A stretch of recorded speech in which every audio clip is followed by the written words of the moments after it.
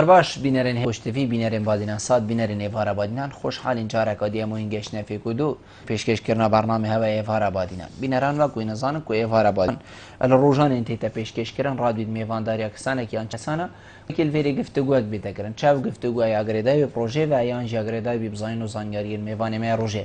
بوبتر خدمت کرنا هوا زور برئیس ابرو کامرا بوینه میداریا دکتور زور هجا دکتور شوکت صالح می تایبتمند نخوشین دلی بابت ما ابرو که آنها یا خود دی ما دو بابت هبن اگر خود اعلان نسخ بابت یکی دی یگشتی بیتن بدلی دل چتشتت ناوا جسته مرو بیدم پیناسه که دینی دل چاواتوشی نخوشیت بیتن نخوشین دلی هنه بیتم همی دی بیشین نخوشیا دلیا توی من بوی باشه کیش کشوا نخوشیا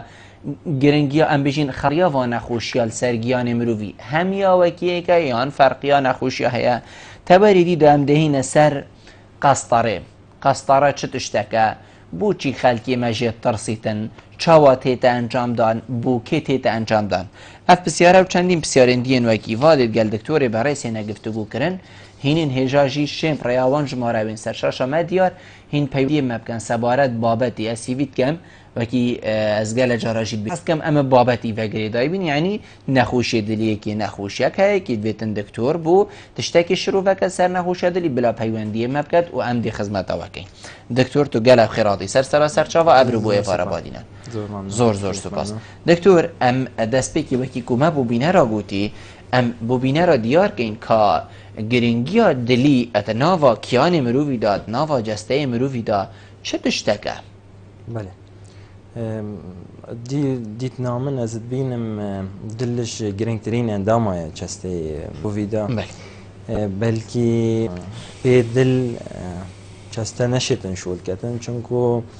گیان مروی شبکاتیش خلایا و خلایا محتاجی هندک قینه داب من نساخ او طاقه جی بريكا خويني نقل بتن بود جهتن بو لشي مروفي خري و خوينة جهته لشي بريكا دلي يعني افدلادي وخويني اشتي امشي بيجي بامباكي خويني دفعت كتن بو همي يعني اندامت لمري خوش نينو كا بقرا حطا دماغي وسريد جهتن فجوج بر هندي از بينم دلش همي انداما جرينترا ولو هر همي اندامه جرينجي اخوها هي بس بالدف من دل اندامه كي زور جرينجا دلشي ده دكتور بيتن قالك جارا ام بيجين لشي مروفي بيتن وام بيجين مروف واسطينيتن اجركي كي شولكي جراني كري ولا وهميه واسطيا وعضلات تويت واسطيانو سرو جابي تويت واسطي حتى ديماي دل كانجي تو مروف ديزاين كو اف دل واسطيا وبتشتي دل تواسطن راستی بسیار کار جو خدا چون دل اکشوا اندامه وید ناراستن بله مستمریت 24 دقیقه هر دقیقه هفته و دو جاره که معدل یه مستمر یه شولت که تشتی پامپه خود قطتو ود بده خود قطتو ود بده داخلین دفع که تلاشی خری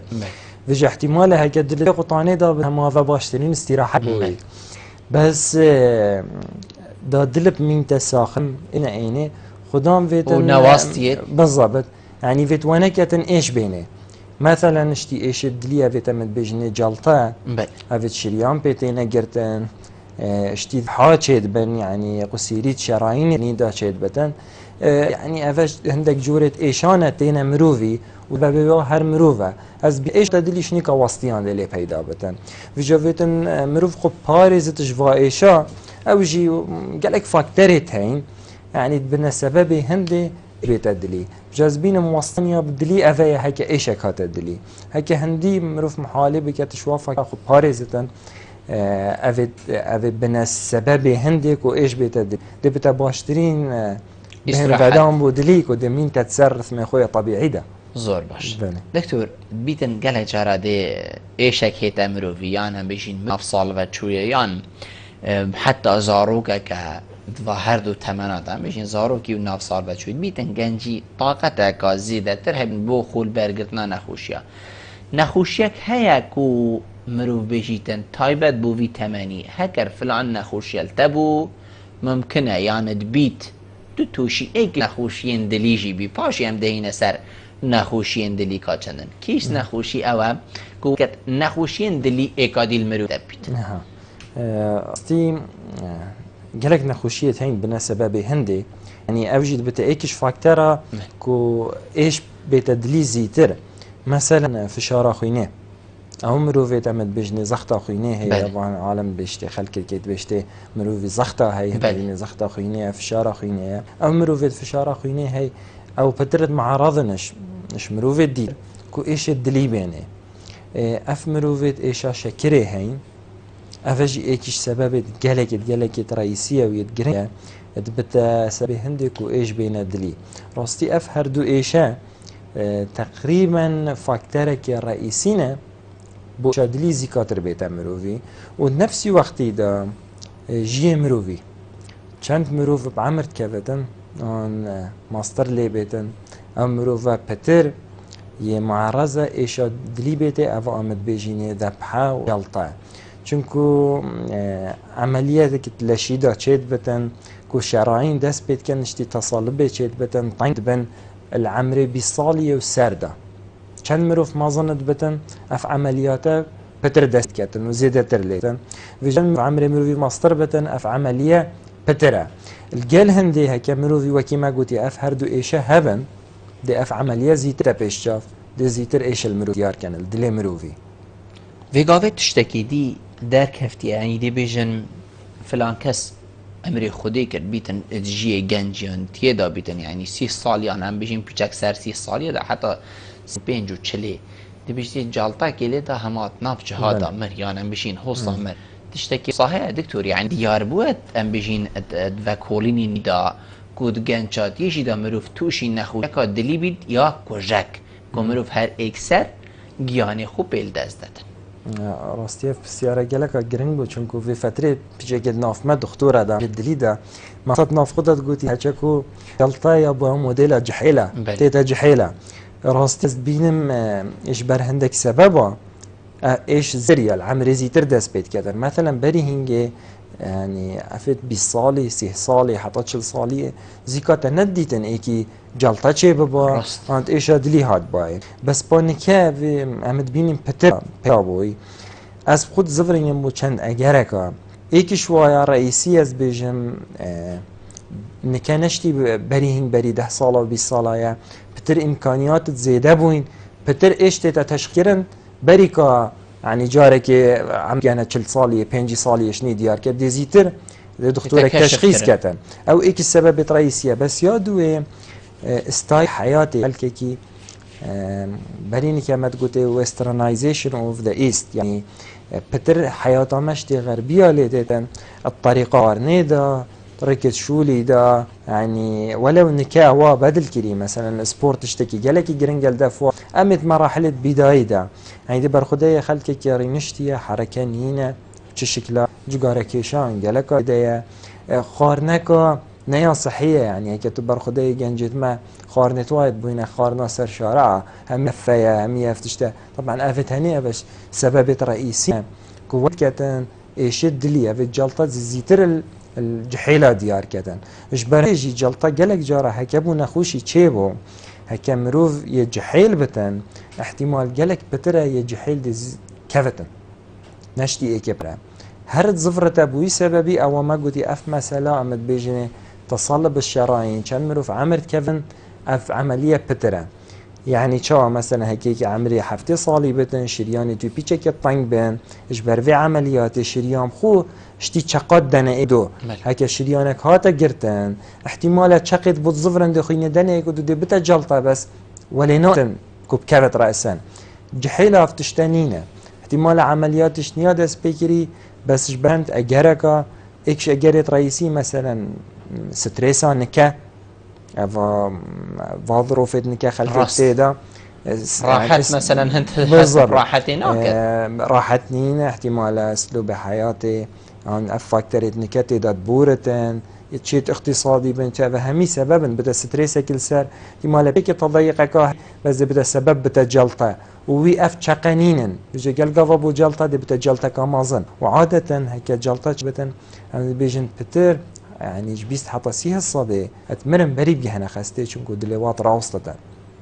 وجاكي مقول يعني كم تقريبا ما تقولي يا ابو موديل جحيله بجاز بيجي ما فات زفرة أبو فان فاكتور آخر خود همیا پارسی دکتر و کولی نکه کو بیجتن بله جگاره کشان اگر سرکی یه جلطه دلیه یا نخوشین دلیه هر کس که جگارت کشیدن بلکو ام رخ رابچین تایبت بید جگار نکش مثلا دی بیشتی تو جگارات کشی دیش دلیه داده دی توش یعنی وکی آخفتن سردف لحاظیه و تشتکی زانست بو و چنده هیا کو جگاره بله مروی توشی نخوشین دلیت کرد یعنی جلطه دلی و حتی داویه جگارس ایکش سبب جلکت گرنگه یه مروف معرضة إيش الدلي بين مروفي وجلق ذاك النظام استيتين لأن بري 10 سالة و 20 سالة وهميجي دبيجن جگاره كيشان يعني ما كانت أجرك تهيني جل سركين يكو إيش الدلي بين مروفي إيش خرا سركيتر جگاره كيشانه إجبر هندي جلق جارا من أقول يا نخوشة أفت روجي دو باكيتا سي باكيتات كيشان أغلب 30 صالية 40 صالية تنجلطة إيش الدلي بوشيد بن نشتي وانا نفت كيم تركيشن لما واجد جرت أفل دف إيكيجي هكي جگاره كيشة كي مال دار نشتي يعني جهة كده قالك بالضبط يعني هيك برختفى بتحتمال السيحة طحب جگاره بكيشت هكا كنت جگاره كيشة تجي مع رازيج بر إيش الدليل شنكو هر نفسي تشتيه جگاره كيشان إيش قالك السركية مروف توشي إيش الدليل بتنو دمار آخره نه بس يا الدليل هندك برخو شرين كريه يعني أسهر من مسار خاله يعني برخو شرين كريه چوا دبینید تشتکی به وکی قلمکی وکی به اما یهولیت کته افسر که صور بیت وکی پلکی و بشده اوه کهرایی او از دیوی کشم چنینه یان حتی هنده گنجا نرگیله هم بشین یان هر نوکی دیچیت رو انتخارب ساعتا و وقتی بوین ما چی اوه ناف آوید بخو قناعت چی کریه ده ناف آویدا چی پاشیده تا هم بشین ناوا سید منو حتی داویه اوه قناعتا بله بشده دیکلای پاقش بو آخر هر دیکلا که پاقشیل کیره چی بو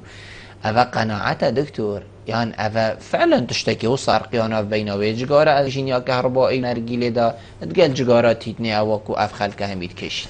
أبغى تشتيتين مثلا وقتها قلت قناعة عند تشتيتين نخوش خو بقناعة جدا إيكشوا مثلا دبيش از جگارت كيشم أوازرا و نيكوتين أو تشتيه صانينه أو جگارت يدر نسبة نرجيلة ديف وكولين زانستي هميد بيجن أقل شيء هر نرجيلك بدلي 20 حتى صد جگاره يعني هيك نرجيلك بكيشي أقل شيء ده باكتك جگاره سعر كيشة وسعة يعني بالك كيم ترش ساعة وسعة بالضبط يوديت مينة أفا تبحث كري أفاشتي جگاره یا كهربائي أرستي هكا أو بس تشتكي كهربائي بتن چد كيلو چه مواد كيميائية نافدا نبن احتمالا او چه اگر سر ناکد بس وقتی تو صاد بینی او جده بیتت هر وقتی تو بینی جگاره ها که شاید دیکیله که تابه بتن او هر تشتكت نافدا هی و ویت مروفزاند کانی آیا اویجی نیکوتین تدا هی آن نه بس چشک تدانینه هکا تدا بن اوجي تأثير تاني على من فيها مشلوفاكي بدأين حقتكو هندكش جنجو ام بيجين حوالاتيات عزيز بخو قناعاتي جيسيان بيتنكو هشيار كرناك بو هبيتو تشتكي زانستي در جنابتا وقيت ام ديوا بيوانديا ورقين دكتور فاقرين هبت تمامية الو ايفار باش كاك جمال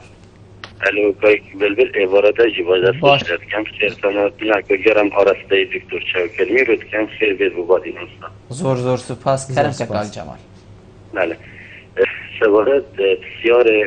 که بابت گرده از دلی دیفان جلطه اگه شما از برای هرچی جلطه با دکتوری بکن آیا دکتوریت من نشونه به جلطه چه بکن هم که چو تاوری و تمام و آنجی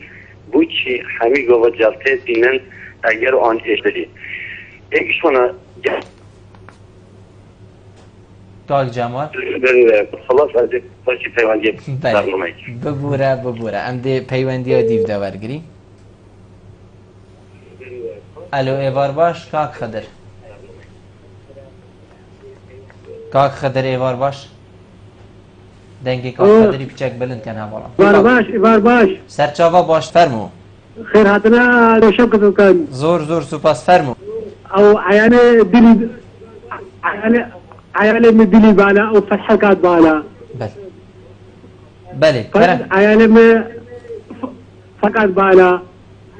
دلوي فتحك آتيها وبشتي فتحي شحنة دلوي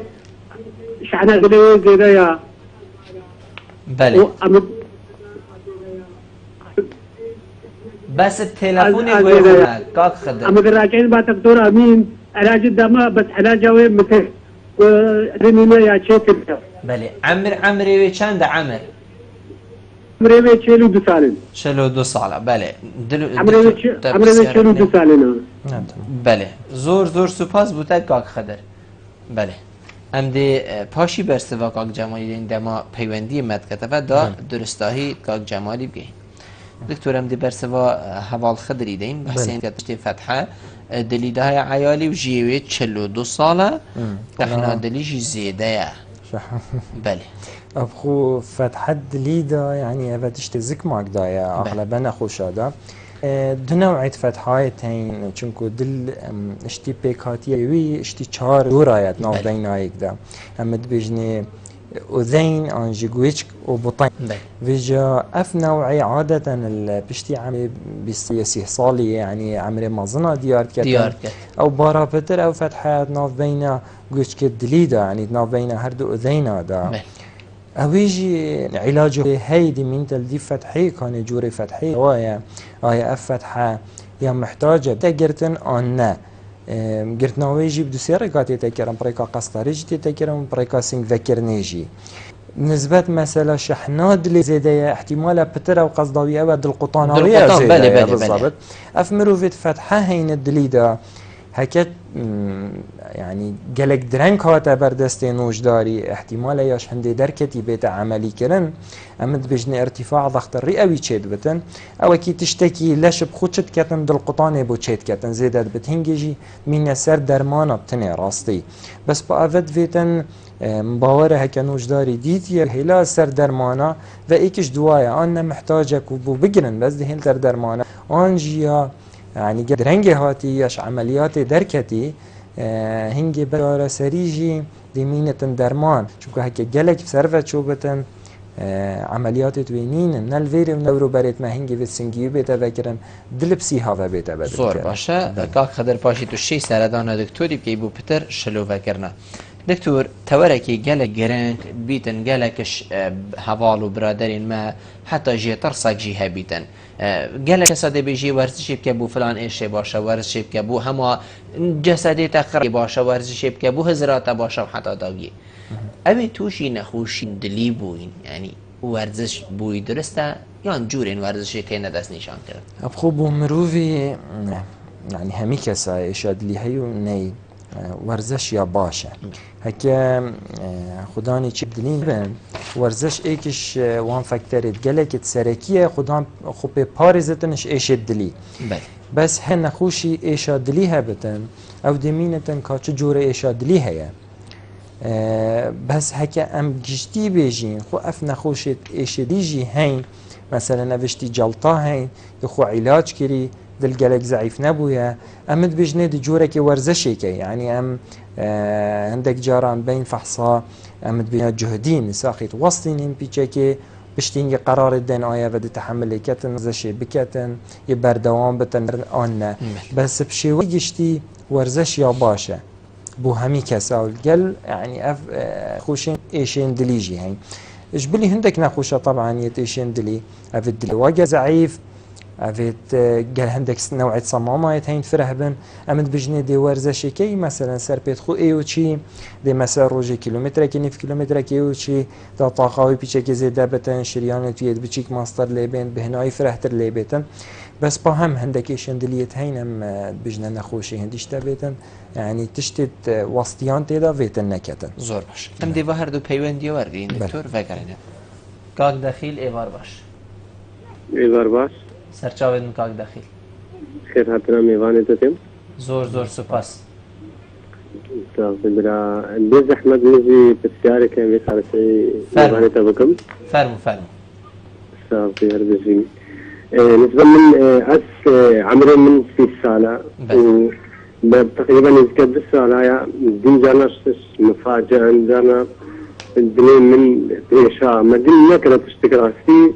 ورزشوا ضعف أزيد كان من كانت تشتكي بس البريدة مجيا مع مليك شاكر ويا طورل وانتسيبو تشتغل هيك جانا شي بيجي أزش بر أسهر بيجي من المتشن كمان راجع بها دكتورة أجي كريا بيزن تشتكنينا بجا نظام هذا دكتور بكاربت زور باش يعني او جبت سر بجت زمرت جانا مش كتير يعني اسرع بالنقطة عند قدرا نظام كما شو دكتوري بيشتم تشتكنينا زور باش جهشت كاك داخل از دیگه این ما دکتوری از نخوده کاک ریان ایوار باش الو ایوارا باش باشتر سرچا بینه الو خیراتنا دکتوری که زور سپاس کاک ریان فرمو برا چرک محبوب بله کرم که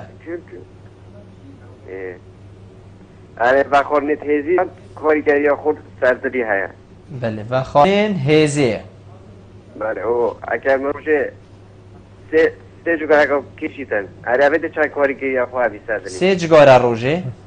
بله تو دیگه گلک ها کاک ریان اما مواسه هاشی پیله بله ممنونیتم کاک ریان کاک احمد ایوار باش الو ایوار باش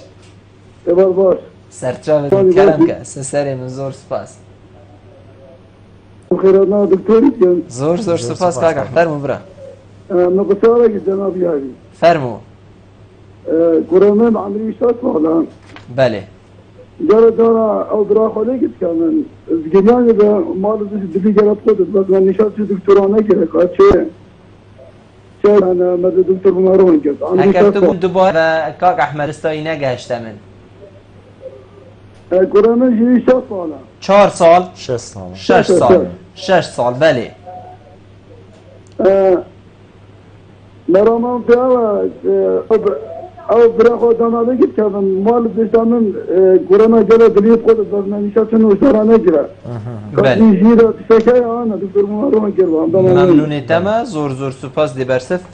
سر هبید زور سپاس دكتور كاك داخل ودبيتن قالك انجيان هو صاحبن يعني مروف خو هزرك بخول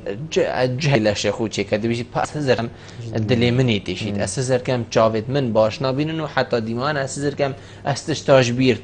يعني هزر كرنا وقالك شو دكتوره جي دكتوره قلتي هيش مشكله بس او هر نخوشي اخو ليد بينيتن ابدي توش بيت يعني ابد نخو بتني ليد بينيتن وهزر بوصات چه بود راستين في جلك تبيني خاصة اف نخوشين جحيل دسين بابيتشا كي ايشتن او دراسن هزر كان دلا ابخونيا خلته بخو بس كان بس هكا بسيار كيرو از بيجم هكا نوجداري وهاتش تحكرني فحوص كرن شتش ندر كات مفروضه محاوله بك توجي متقبله بك قناعات بو چيبتن كويش مشكلات دلينينا مادام نوجدي جي قلت يا كاك داخلي تا مشكلات دليدانين ما معناه سنجيتا تجارة ناعيشة يعني دكتور يعني نظانيتا جالك جارة سنجي دكتورة جيتي بله هاي لهج دليبة بله بس از بيجن بلا تقبلي بكت ونمعناوي كو فناي معارضة مستقبلا شاد شيبة چونكو هم همي بشر چند بعمر بكابين معارضين ايشا دليبو ما شيبة مستقبلا چنكا سنجي ما بيشت عنا ايشة زور باش بله كاكريان بيجتن وخارنين هيد فيكا في قالك كدن بيجتن مشروب الطاقة وحتى ديما افا وحتى ديما ريكلام بوتيتا كانوا سرشاشات ديارن بله چه خرابيان او هن عنيكم مروف افا وخارنا وخود تمام دم دا روجي سي جگاره كارتي كرنيت كان دكتور از دي اول شي بحثي جگاره كم راست مسألة جگاره همي كلا چه ايك بتن چه دهبن نكي دف نروينجي بالضبط ضررت كتن ویژه چه ایک بتن چه ده بتن چه پتر بتن بس با طبعا چند جگاره کشان کم تر بتن لزر راویجی و کی بید بالضبط بس اگه بیجتن سه جگاره دی کشم هچه کنا کشم نه سه جگاره جی تیرت کن چون که اول من تل دی فیب خو مثلا هکه نخوشه کی بنمالوان ایش دلی هبن احتمال او سه جگاره جی کشتن زیتر ایش دلیه ده بس هکه چه فاکتوری نبن آن نخوشی ایشا شکره هاي الهنده جگاره که جیب کشتن روژه بوی گلکه طبعا بوی باشتره جگاره نکشتن ویجا سه جگاره از بیجم بیانی آدم سیاد کشت نکرد همه بلا بطال کتنش باشتره زور باشه بخارنین هیزی بله راستی دی مینتن دیف کانی چه تشتتوا و خارنت هیزی چه تشتی دایا راستی بس با من ينزيد ابوين حق الدكتور يعني بابتك قالك يقرن بوكاك رياني نهزر من ينزيد ابوين كتبيتا حتى ين بن 10 سال يجي دائما بالضبط. يعني راستي كفتين ناف خلقي ده هيك قالك زيادة بوين وأز بينم فخارن عامة وبارشو عفت هيزي حا أف بيبسيا كوكاكولا أفهم راستي هيك أو بزان كان شكرة تيدا أو همي دي خوشي دا نباش يعني أف فخارن توصى همي جشتي بولشيت خرابا نبز بودلي احتمال عندك جارة داري خستي مثلا جلاسة كي بيبسي نكي بيالكا شكريات نافدا هاي قلم لاحظ معدنية نافدا هاي فهميد بنا سبب تندي او مروف بقلود بتن مروف احتمال معارضة ايشا شكرية مروفي معارضة فشار خوينة بيتا مروفي افب بنا شيوكي يعني كي بيجن فاكتره كي ناي مباشر دي مروفي توشي ايشن دليكاتا كاب شيوكي دي بس اما كان بيجين فخارنين هذه علاقته بدليفة تشتكي مرتبط بها تشتكي ويدي السرنين بالضبط كودي بتا سبب بس با شيوكي قشتي فخارنين هني مروفي توشي قلوية كان وقلوي ايكي اكترية رئيسية ايشن دليفينا مروفي زورج دكتور كاك احمد بحسي كوري خود كات كوجيوي 6 سالات دما مشين برای خولی کفتنک چی بیتیان تبون حتی داوی مشتن دل قطان زیاده تر لیتیتن یاش مذا ما هيك ام همي بيشكي حركه كي بكين دلي ما خوب ترقطت بس طبعا يبقى برايويت يعني ديك بجد مينة مثلا احتمال كبراي دي تري تشوا احتمال ماستر طبعا كان بتشيك ترى دل الكمبيوتر هي يعني نشرت براي دي تر توشي اي شيء بيت وقت بروف خود لبين حقت دل قطان بتر ليتيتن بالضبط توصى بس ازبين ما فتشتكي هي فسيولوجية طبيعية يعني معنى ايش شكل كروي هي هكا بس مثلا يدل قطان بتت فترة حركة كي تشتكي ودي بكتن دل قطانة كا تشتكي كيم بيتي ولي نكتن دل قطانة هني ولي بكت تجبر دل قطانة رابط برينتا خاري الشرب راهي خب بطال كت هز بيشن بلا بالا خوشي بك هكا ولي بيت افدل قطانة هني بتسبب هندي رأسا برينتا خاري نشيتن ويتشتي بكت وياري بكت برويد القطانة هنجي مفروضة بتشتا دفنوش دارك كده سحكني كاني اجري بيتشي زور باش دكتور حتى فيغاف هي من بحثي هندي كاين ناخوشين دلي وناخوشين دلي حتى ديما تشنكو من فيتن اسبيك فاغريدانا كيف كام ام هكر بحثي ناخوشين دلي كاين هري ما ايك هيا يان ما دو سي 4 و 5 سنه وكيش وا دو سي اجي اويد ناف خلكي ما ده يوم ترصيه راستي نخوشين دلي ما جالك جوتين يعني عندك نخوشين دليت هين دل زاروا پیدا بن احتمال لاف بچيكا تينا سرجي تينا سردي يعني وكي بشتي زارك بوني دل بچيكي ديار بتن او جي ام بيجني اف ايشن زك ماكدانا يعني بتشيك دي بت احتمالات دليوي نيدرستا وكي قلتي ما بيشت فتحياها يعني احتمال شريانتين دي بجنيت ليك زفرين يعني افا تشتكي خلقيه تشوهك خلقيه ما عندك ايشين ديت هين افت امد بيجيني ايشين شراينا يعني دمارن دلي هكي اف دمارت هني طنق بن مروف توشي جلطات بتن تو ذبحيت بتن وافا يعني تشتكي جالك بار شمي ايشين دلي يدي بتر يعني كدل دف ما هي قامت بجني جلطة دلي ذبح الدلي او جي سببه يعني تضيق الشرايين الدلي دا تشيد بتنكو طنق بن ما عندك اشي ديت هين صمامة خلكي هيد بيجت صمامة مدقرت خلكي هيد بالشريانة مدقرتينا دي من تلديف تيجي هشناوي او خوما هردوك الدلي دا هين ما يا هي شرايين ما يتهين صمام هز بيجم صمام مشتي درجها يعني ناف بين جورين دلي دا دل 4 جوره هيك خوين الجوره كي تشتا جوره كي الدرجه هيك راتشتن عندك جراف درجها فرهد بن عندك جاجي طنقد بن افجد بسبب هندي كوكا دلي بيدا بتن بس افا بلافتر افا دمار الدلي طنق بن كومروف بيتوشي جلطاب بتن عندك ايش دليليت هينت علاقات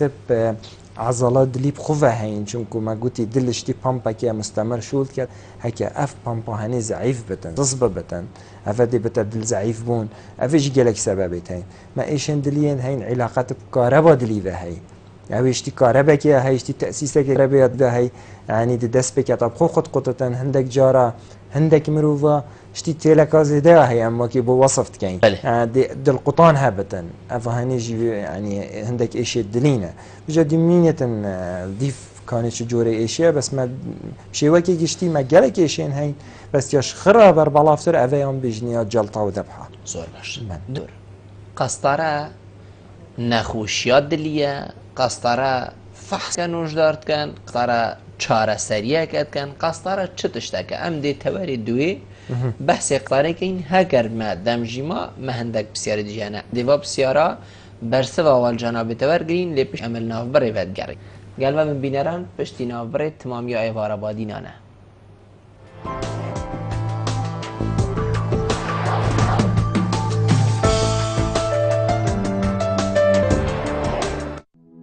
مزگینی کنی جه کمپانی آمستردام هر حوالاتی که موبایل که جوری آمستردام بیوان بکرید دی موبایل که دی S1 یا S2 وکو دیاری ورگرید هر موبایل که اکسسوارات کل دفمه بهت کرین دی ناوی چیتت بشک کشانی دا دیاری جی 20 موبایل جه مارکا آمستردام بیوان ترومبیل که کارست یا مدل 2016 یا خیزانیه دمجنی پشکشانه دست بیکا سالانیه ویدلی ویج دست خونه که قصد کمپانیا آمستردام بکه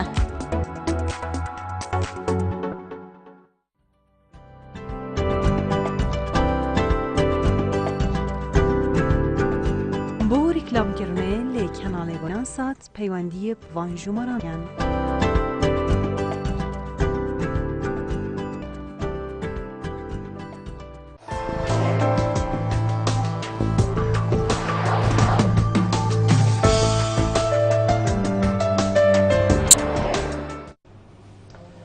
تمامی ایوار آبادی نانه بله دکتر وکی کما گوتی قسطره چه تشتکه چاره سریه ایکش ایشین یا جیم بجین اوه بیم فدانه که بودی کودل پتر بشیتن شولی خوب کتل هاری کاریه که بودلی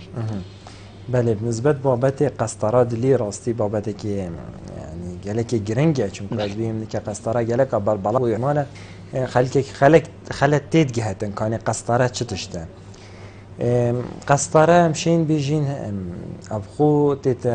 ابكارين وكي فحصك بله ام دي بريكا قسطره بحث كان راين دلي طنجن آن آنجي قسطره دي استعمال كرن ام ديشين سحكينا صمام الدلي كانت طنجن آن هندك جار قسطره بچي كاجي تتكرن بو وكي مقوتي افان ايشين زك ماقدا افت فتحه هين آن شريانت والك زفرين آيا افي هني دي سداده تا علاج کردن پریکا قسطره آنجی دی محتاجی سنگ وکرنیه که قسطره هندک جار خلک کتید گهتن هم حدشی قسطره کر خلاص یعنی چه بو ابخونه هو صایه قسطره دیتا کرن فحص بو شراین الدلی آن بو اف ايش ديت ما فحصك باش جورك بينيه بالضبط بشكنينه بس بشكنينه تين احتمال نخوشي دخينه جي كشن فريكينه مختبره دي تشتغل بشكنينه احتمال نخوشي هيدي سوناري تشيكتن افا بشكنينه بس بيتشكي امد بيجن بانجليزي بيجن انفيزيف يعني تشتت نافلش مروفي ده هكا بشكنين بيتكرن وتشت نافلش ده خطوره خواه هي يعني بتاع عمليات يعني اذا تويت لشيت خبتي قسطره بيتكرن كبشكنيم تنيجي يل هندي هميغا وخطورات هي ولو خطوراتوي جلك كيما بس بهم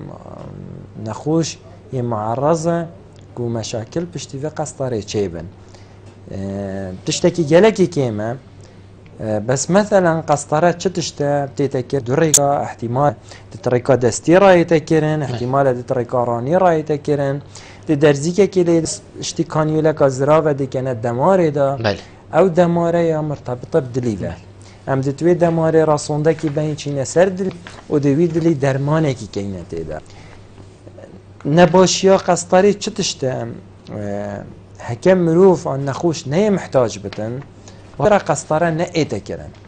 يعني قالك نخوش تين يا شافت قسطره تشتكي قالك بصانه هي تبيجتم خوي دكتور هم بوم قسطره كي كذا حكم شريانه خو بري بوم تشتك شي بتن نه معناه هيك قسطره شي كدر كشريانه الساخله من خلاص ايش ناين نخوشي هرم نخوش معرضه مستقبلا ايش ادلي بيته بس في قسطره او درمانه تستعمال كرن بو مثال او درمانه يخرب ابو كليه احتمال الجهة دي ضرر هذه بالضبط ولو كيم ترش ايك الصدي هيك مروي ساخلن بد بس احتمال هي كليا ضعيف كتن او ايك يا دوي حتى لو كي او صوندا امد بين سرد لي سرد مارا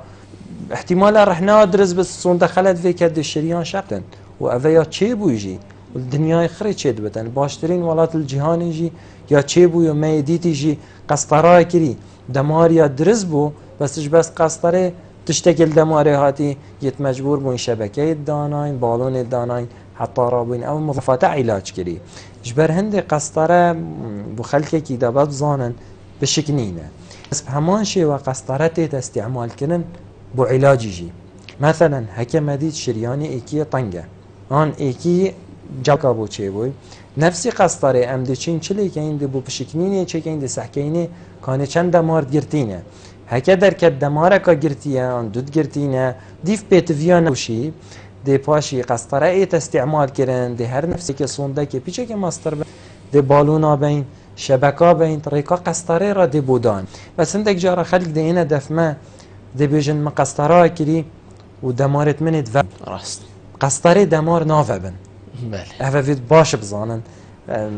چجارا دمار قسطره نافع بتن الا شبکه و بالون بیتدام هکه شبکه و بالون ندانا بد معناوی دمارتی خود فکرین آن احتمال طنگ بون بس ریجا طنگاتیه که مش هفته صادیه هنگی نمحتاجی شبکه و بالونای او دمین تسر درمانا بس مدوید وی نقطه باش رون کم قسطره فحصو نفسی وقتی داتی که و علاجی بس قسطره دمار نافع بتن بس دی بشکنین کرن زور چند دکتر استکیدی هی جناب تا بحث هندی کردن یعنی کابرا دی بیشتر قسطره مناکری و دمار فبوین یعنی بله. بس اب خو قسطره نه هنده دمار فبن و کی وی مروی بیگار زرافت کشید بیشتر من جگاره گیم کرین قناعت چی کرنه بیتن وی رام فادار جی بیت یعنی وقتی دی ابو بیت تفقا بخو چی کری و یک خوش و بله همات وی کیف خوشی دا یه مرتعبوی نفسی مرتعبوی درونی و یه مرتعبوی هزرد کرد کو دمار دلیویت و بوین بیت افت ویری راباشی بیت نوی کی آجگاری بیت اف قناعت راست خالك جلك جرينك بس مدفيتنا بس باش واضح كان بو بنارا احتمال جلك جارا نخوش تشتكش نوجداري دفيتن دي نوجداري مجبور كتن دي بشتي فابون او جتيك فابون يعني فعلا فابون دي بشت خلاص تشيبون دي هر فيتن بد نخوش تيب جهتن قسطره چیه مفایوی چیه یعنی بالعکس بلا نخوشی بتر کیفای به تکبزان تب خود وکینه بله یعنی معنای قسطره ها تکرن در کتت وکینه بلا بزانت کوی ساخلمه نشنی محشتکی بو حطا کو پیوه بتن جیانوی یا من بهین ساخلم بو امی پیوندی ورگین دکتر تا خوشوی ایوار باش الو ایوار باش ایوار اول جوتم سرچاوید من فرمو که خوشوی زور سپاس خواهد سرکستنی بوتاز کنی برنامه روزانه زور سپاس ممنونیتم که خوشوی سیده بلکن سکنی یعنی هم سکنی بله رجل جگاره جهب و جگارکه شبون و هم بون و افش اشتبیلی نبود تقریبا عندي دفع عمرنا زمان يبقى ما يديك يعني صالوته دوبا نقطتين جولة يعني اشتبيلي فايدوبي شك فايدوبي اف در موضوع فايدوبي حتى اول حضرتك بس ده كان ساكن خاصة طيبات يعني جبرة يعني هن شاكروك وشرفات او تقديم كل بخلقك ميوانا جگاره تقدیم کردن بله اگه سرجی کردن و هر یکی جگاره زبانات باید رابون و جگاره زنا جگاره زارو که جدا بون و یه ظلامات جدا بون از اون بس همین جاره اتشتت تقریبا نگوه شده ماده بس کسی میگه انواع جگارات که در کمسین و پشتی با آلوزیا و ظروف والا که جناب دکتری بود بری که ماجه داره بله طبعا شتی و وی ارزاقی وی خانه به خانه وی درمان کیمیایی خضروات فیفی و همی خود نه ابدیل تا دیگ بودن دکتر و شیرکتورا بین اب ایشه پیدا بین ایشه شکله و ایشه دیلی ایشه وزارت تا عبیدی چیزی ظروفا و نخوشی و قهر و کل کوان ازها بله ام دفاكين عندك جواره طبعا قال لك وزاره يعني بوشي وبرنامج كاي طبعا صار زي ما الجواره تصوير الفايدات مثلا البرنامج حبيت تقول انا خلقك اجل جوازي كان برنامج ساخلانيه نخش خونه آزادی بیال کسی طبعا اجل ما تکلیم کنش داره بکنه برزه حیات من جواره نکشفه حیات خواهد من نکشفه و بسیار من عین صبر کشید که گفتم من ایدی بتأثير بوكيتات كشمير دو باكيجا أنا كلين المهم حتى بيجوه اگر عن درست اشاده کوچ پیدا بینه بله بون من بجنو که مثلا معايا لكم الصحة كانوا داروا برا وجقارة هو يبون مفاهد شوفت لنا بدل جقارة شيء هذا مزكف هذا ثلاثة هذا كيف كيفه يفوق البريد بصخر مثل باشا اللي كده عم جلسين متفانا إذا سبرهم تاي أمريكا أما أمريكا بنونا أنا طبيب ليه أمري حصالي من حصالي طولة شهرين تدايه أمريكا يعني سين سيقو طبيعي طولة شهرين ما بويته تواجهين بناراتها بيتي طولة شهرين أما شهر قطعي بس أمريكا بويته جقارة من الجواجه وشامبير مدخوص كده عزيزي وبيته هنا قطبخانه أبي قطبيجي هالصالي من حصالي كده سويت الجقارة كيشا حتى جيت أجيك أبد جيتشل ملك بيه جيتشل هيثم ونزل جيت سراء بتجيل ملك ممنون تمام شركة أنا تشاوي دينا من جيب شيء كبرزة فروالدي بريكو زور باشا كلا كريكي جيتري ولا يفهمني دوستان برا بنضربن عم بينك يمكنن زور باش زور سپاس بوده ما مستخوشه يوجد يكون عزيز موضوع تدو جانب الدكتوري بله بين فلانكاسي يكون أو كتشايا بله وسپاس دکتر سپاس دایسکی ممنون تمام زور سپاس باک یاسر نماد گلمه بله باک یاسر ماد گلمه بله ما مستقوه لبو ما مستخوشه بی بحثی هندید کتن یعنی بیشتن برینو که داره جیه بونو حتی داویه لی خلقه که هزانات کرد که نخوشیا دلیه هی بس از دیت تشتکیدی بیشم بیتن وی وقتی ناف مدا هند زانسته نوشداری پیش کفتی نبید که مروف بزانیتن فلان کسی جالتا دلیل دامره ما دا بجنه کرم خودیت ناف جهادا مرو همی کرم خودیت سر چوا بس دا بجنه عباد ناف جهادا مالات اسپید رابو و درکتی مری و حتی داویه همان دم دا بحثی ریگیریت کتن یعنی زارو که سنیلا پلا چاره سرطایی تو پاکیتت بری که دابین داری بلکو کمتر جی یعنی باور بش راز به ما مستخوشه ویل وا کمتر جی تین شرط پولا 2 و 3 جی تو جگاره آن پاکیتت بری که دابین داری ام دی چاوا وی بمبرکین ایک و برینو کبو چی خلق گارا ندمر نه جگارت کشا قلینت کشا بله راستا احتمال وکیته اشارت پیدا مگوادی جی اشارت پیدا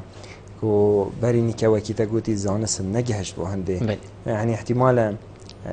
لا نخوش مرتن كفتن دابن وكيتا قوتي يساخلم بود مشكلة شكل زور بسيط جي مرباد دو تا قادبانه بس بريني که جيانا خلقي جلك ابصانه هي تربو و جلك ساخلم تربو اف بار گرانيا فيقا بالضبط خلق كامل قابو هم یا شولد کرد راست يعني احتمال هكان بچين سحكينا عمد خو بابت خو يد مال دا بسيار كان حياة اول قندا چابو بر خدای دی بجتن از بری نویج اسپیده ربم من کیلانت کر خلاص کر هشتا بانگ اسپیده بانگ ندای طبعا افهمی بو حسد بتن که ورزش دایتن خارنا خو خودن خارنا نبوشتين افلفه و افدونه و افخارنا نیا ساخلم من هر یک ربع الصامونه بالضبط همین نام بو گیابو هميل قندابون افتشتي يعني همية بمفادار بو تيبو تشتي طبيعي بو افا ايك السبب تقالك رئيسي بو يعني توشي ايش دلي نبن بس نمعنا وياو بكو ايش دلي چند بون چونكو اول جي جگارت كيشان نمعنا وياو جگارت هنگت كيشان ولي نتكر كو ايش دلي نيني بس احتمالك قالك را چه بوي ايك الناف كيلانت كتنان ناف رازي خو يكتي ومري نظانيه چه قلت يسر شغل خو بو اساق بو عمري 40 سال بو يكتي مري هذا همي فتره كو فعلا جلطه بو تشتكي وصب بو يجبر هندي كتي احتمالات فتره جهديده وكما قلت الشرياني يطنقر راسانيه هات يقرتن يكتي نمايه يعني هند احتمال بري هنگ گازنده كرين سنگشانه بس نيدگه هندي بيبچتا دكتوره بسیار خوب بکردن احتمال دور نبود دا کیش گنده که ایدنه چطور باجره که چطور سحکته و حیات واجی اف سترسه هنتدا نبود يعني افنك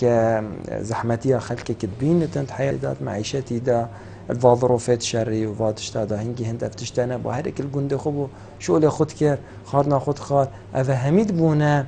يعني اوتر افيد امنكات بيجين خلقك فيد بكت داخو باريزه مش ايش الدنيا زور باشه هنگيت كر بس فيغا في اهول همون دم ديب كورتي برسوا فيدين كنا دلي يعني دلي هيا وهيا افا هر نفسي نقطه بعض ما نكبه حس كده افيد بيجن فتحه بلي. يعني احتمال تزك معك دا فترة دلي بيها هي ناف بينا ودين الدلي دا أنجي هردو بطينا دا بس أو احتمال بتشيكاتي لديار كري ديارنا يا حتى مصنع هي جاري تشنيكي على ديركتي أفت تشتكي زك ماك دايا للدفن خوشة هي حتى للديار زور باش دكتور أم دهينا بسر قسطري وأفيش كنينا قسطري تشيان ده هي بو كسكي وكي من مثلا چند جارة أف بشكنين بو بيتقرن وكي هر بشكنين كادي مثلا جناب بيتقوتي خوين اللي كيشا وفحصة كريانا بيشين أشيعك بوغرتو حتى ديما أفجي وكي وات شيان ده هي مثلا بردوام بشكنين بو بيتقرن يان عمريد بيد دو جارة يان 10 جارة جي الشيء بله أبخوب نسبة قسطري هندي نخوش يمحتاج نبد باشترى طبعا مرف نكت وزارة بس هكا محجبة هندي تو بكي شو مشكلة تهربوا كي شو كمان في تيوي بترش خرابياوي بس طبعا مروف بتر معرفة بو أعراض توي جانبي تو قسطري شينا يك جارك شيكتن ويك 10 جارة شيكتن احتمالا ديك شو 10 جارة يعني أعراض توي جانبي پیدا بن احتمالا جلك درمان ورقر تأثير الكليتي بكتن آن مشكلة كشافة دي تشيبن الجهة قسطري احتمالا چونكو جلك جارا كر دخوين لكم بتن احتمال نزيفة يعني بس باب شيء قشتي هكذا خوش محتاج بتهندي بكتن چه مشكلة مازن تدانينا هين نخوشی چاو آگه دار کن سر ماترسیا قسطره چنکو بیتن اوی بخوب صناهی و بتون هر کرم بیجنی حسا ماترسیا سر تهی سر بارگران تر لی بیتن چاو نساخ وید بیته هشیار بله براستی بنقطه که گلک ضروریه گلک نخوش دینه دف من مثلا از بحث قسطره بو کم دي بيجتمع بزحمة جوينا العمليات كبصانهية خاصة نكب ريكادستيرا تتكرن يعني الريكادستيرا دي كانيولا كازرا فولفيريداني دستوي بلكو جيت بينيت كاتشري دي بينتن بشتيني دي دستي خو جريدت شيت راد بتسرفيت خو بيت بشتن چ مشكلات دانينا اب خوجي دي بينش حتى 10 دقيقة فكشتن عمليات بخوجي بس قال هنديجي از بيجما نخوشي اف عملياته خطورة خوها هي احتمالا بوده چه که راستا نسبه که کمترش اش ایک صده اش ایکش هزاره که اعراض جانبی لتا پیدا من بس که زمان صده نادتن چونکو همی فحص توصانه يعني فيت نخوش بري هنجي حاسية فيت يرازي بتل سرفاتشتا شنيكا قسطرة بيتا فكرا زور باشا اكش اش قسطري ام بري دمي برف ديماي كي بچين فيت از ويب سيارة برادري جيب كهين متكوكاك جمالي بليبوني بناقاش بما دوباره بكتا سوساتي قاشتم كو كسي جالطة لدن الدف ما اتمريد يعني حتى تقهيت دف نوشداري دبيني مريان هكا نمريد جي كبيتا بر حالتي مرنيفا بوشي خلقت مرن اوي جالطة لدن راستي كاك جمالي نقطة جالكا جان فيا بين برشاف بس بتلفوناي هاتا ويدي كرن بس ما فيهم في بيجينا و يعني وكيوي قلت احتمال حكي بتجلطة دي مرتن يعني نشن يعني علاج كاين كسبب تشتشتي دايا هكذا نخوش بتجلطة وكي قلتي احتمال صدي حتى بري بجي حتى خستي برجفتو براستو بمرتن افنا بس الفيري الهمي عرضه دنيا خري والسر هندي راجي دي مينتال ديف تشتشتي مثلا هكا حكينا اف دولتي تقلكت بيش كافتي هكا اوان سيستمكي هي هكا نخوش بتجلطة احتمال خدي السر شارعي الدف محطات التلفون بالسر شارعي جهازت افان بين رجا كهربائي نخوش دي كفت عردي احتمال هي الوارا يتزانت في استعمال كتن دي ان رجيبو دانن دي مين صح حتى يسعاف جهتي بتخستي الويري احتمال امكانيات بترن اسعاف ترد يتهيند باجيري دال نقاط الداناينه يعني سيستمي و جالك بيشكتي ترش ما اوجي بريكا ما 5 ساله و 100 ساله شتي مابون اواجي دفان مراحل رايت شون وامجي روج بروجي جاف ميله بيش بخين بس مينتن مثلا احتمال يعني افقيران ابوري بتسببك تنشي بشتخرا پیدا كي الهمي عرضه بس هكان نخوش مثلا بوجلطه وجهشت خستي وتشوف مضاعفاتها تشينب نما هو يكو كاس نشي تشاره سركتن بالعكس اجي جلطه تشلفيري بتش درفه بده نفسي علاجيه نفسي تشتيه بس سر هر دراج علاج كيجي نخوش هر معرضه بشتيش خستي دركه بتجيب مرتن هكي ام مثالك بدن جلك تشتكي بسيط كان برخدينا جلك تلفزيون بحسيه في مهندسه عراقي تكر هذا جلك معروف الامريكا از بيجن بوجلطه حتى جهانديه خستيجي وهر مريجي يعني نمعنا وينات شيان بوتش بكان مع العلم بو كرنجي بس باف ايش بخو وصايا يعني احتمال وكي ما قلت جالك بعد المرن بريب جهنا خستي جالك شوات مرن خستي و جالك بابش هنجي چونكو ايشاد دلي جلطه طبيعته هو صايا انا جيم بيجينا كورسي هو صايا يعني مضاعفات شدله بس تشتكي دي هي دكتور يعني مروف انا بيجي نوجدار بيجن يعني تشاو ابي جلطه لدت دميدا او بقهيته بس نوجدارا ادبيت يعني منابل الا بس تبيت جياناوي المطر سيخ خلص ابخو نشبر سيخ خلاص بيتن بس وكي ما قلتي همي عرضه اشتي سيستمكي بخوي دا دي فاكولين زانستي يا ديتي هكا نخوش في ساعات دا بجهتا خستي او علاج ساعات فيت اولي دا دني كوبي دمار وبتن دمار هاتيه گرتن وبتن او نقشه بو ويقف كيجي وبو بشتيش خستي دركفتن جي مضاعفات الجلطه كيمبن مش نخوشه كي احتمال سنجيوية ايش هاي بوا جلطة دروج المال دلوية ضعيف ويش نكاي هاتي ام في تشتي خريط كين علاج جلطة كين مدفيت نخوش زيكا بيتن زيبك حتى بردستي ما دان نهيلين جلطة ما زنبتن دان نهي بشتينجي دل ضعيف بت چونكو هكا دل ضعيف بو نخوشش نهات دف ما احتمال جالك تصالك حتى 2 صدى چل حتى 6 صدى شوانا خوشا دي مرن اش بر مضاعفات الجلطة في اوه همي زفرته في نخوش دی چوازیکا گهت خسته زور باش دکتر دمی من برف دیماهی که چون هکر جنابت پی و کا دیماهی که بیت کرم کی براستی بس دو ماهی دو نقطه بیجن یا کی بیجن کشیرت بو خلک کی خاصه بو جحیلت ما افت نکا و کی ما گوتی نکا بو مدل اجطال جحیله از بیجن پیچه کی وتن استایل حیات بیت بدل کن يعني خارنكا نيا ساخلم زيادة جحيل نكا استعمال كان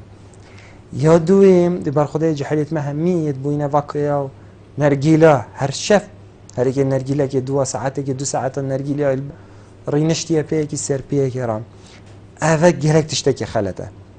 يعني شينوا نرجيلي بكشتوي سلويري بتن بلا نيف ساعة شينوا جلي بدته چتن رياضي بكتن ورزش بكتن دا بيتا پارستنش ايش دلي جگاره کشان و نرگیله راستی تشتکی گلک خطه احتمال یا شکا تشتکی جانه آن تشتکی مثقفه ویدیه خود بینم گلک تشتکی کریته چون کوی ضرر النفس خود کتن شب باشتری شیرته و خاصتا بو جحولیت ما ورزش زیده کن خب پارز نجوان تشتید خراب